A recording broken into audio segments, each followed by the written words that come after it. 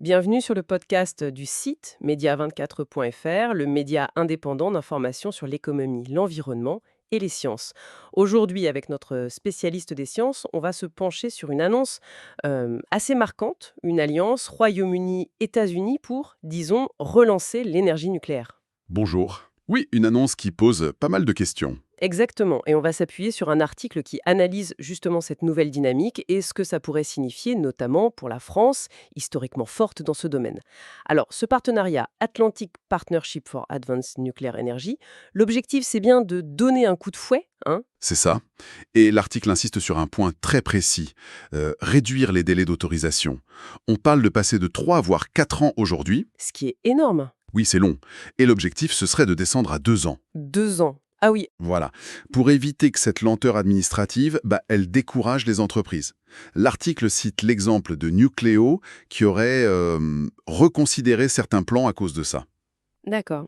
Et ça arrive au Royaume-Uni, un pays avec une histoire contrastée, on peut dire, avec le nucléaire, pionnier au début. Oui, Calderol, en 1956, la toute première centrale commerciale au monde. Mais après, ça a nettement ralenti, surtout depuis les années 90. Hmm. Donc là, il y a un vrai besoin de renouveler le parc. Les réacteurs actuels vieillissent, c'est des technologies spécifiques, graphite gaz, les AGR, faut passer à autre chose. Et cette alliance, c'est un moyen de reconstruire une filière? Oui, c'est la volonté politique affichée.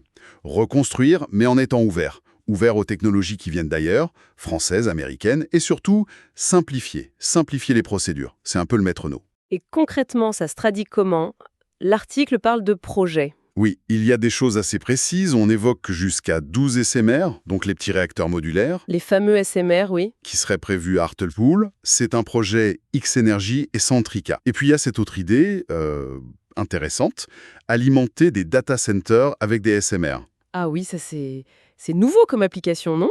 Les data centers, ça consomme énormément et ça a besoin d'une énergie très très stable. Donc le nucléaire, via les SMR, pourrait être une solution. EDF est d'ailleurs sur ce coup avec Holtec et Tritax. Et pour financer tout ça? Alors là, le gouvernement Starmer semble mettre les moyens. L'article parle de plus de 35 milliards d'euros. C'est considérable. Ah oui. Pour Siswell C, pour ces SMR maison et même pour la recherche sur la fusion nucléaire. Encore une fois, l'idée, c'est d'accélérer. Au-delà de l'aspect industriel, l'article souligne une dimension géopolitique.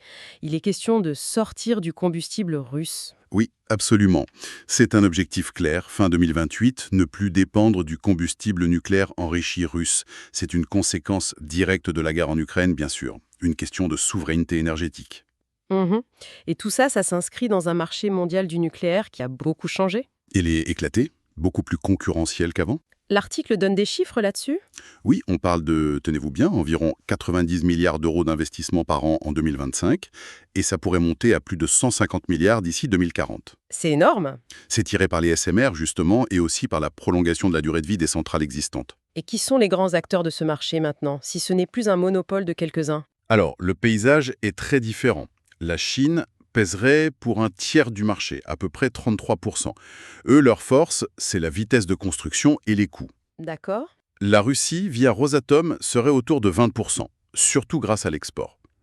Les États-Unis, environ 18%, misent beaucoup sur l'innovation, les SMR privés. Et la France dans tout ça? La France, avec EDF et Framatome, représenterait 12%. On capitalise sur l'expertise, l'EPR. Et puis à la Corée du Sud, très forte sur l'exécution des projets, autour de 7%. Le reste, c'est un peu partagé. Ce qui nous amène à la question un peu centrale de l'article. Est-ce que la France doit s'inquiéter de cette offensive anglo-américaine, de cette nouvelle concurrence? Disons que la position dominante historique de la France, oui, elle est défiée. Clairement. Hmm. Ce n'est plus seulement une compétition sur les gros réacteurs comme l'EPR. C'est aussi une course à l'innovation sur les SMR, où d'autres acteurs montrent beaucoup d'agilité. Je pense aux Américains, ou de puissance de frappe, comme les Chinois. Et on voit déjà des concurrents s'implanter en Europe, non? L'article cite un exemple. Oui, l'exemple sud-coréen en République tchèque. Donc, même le précaré européen, si on peut dire, n'est plus garanti. Et le retour du Royaume-Uni, soutenu par les USA, ça ajoute une pression supplémentaire. Donc si on résume, on a une alliance UK-USA pour simplifier les projets, des investissements britanniques massifs, une volonté de se défaire de la dépendance russe, et tout ça sur un marché mondial transformé hyper concurrentiel. C'est une très bonne synthèse de la situation que décrit l'article, oui. Et la France se retrouve face à un nouveau jeu en quelque sorte. Exactement, ce qui soulève une interrogation pour l'avenir, hein. Comment l'industrie nucléaire française va-t-elle s'adapter, évoluer pour conserver son influence dans ce paysage énergétique mondial en pleine mutation? Une question ouverte pour terminer. Merci pour votre écoute et retrouvez plus d'actualités sur media24.fr.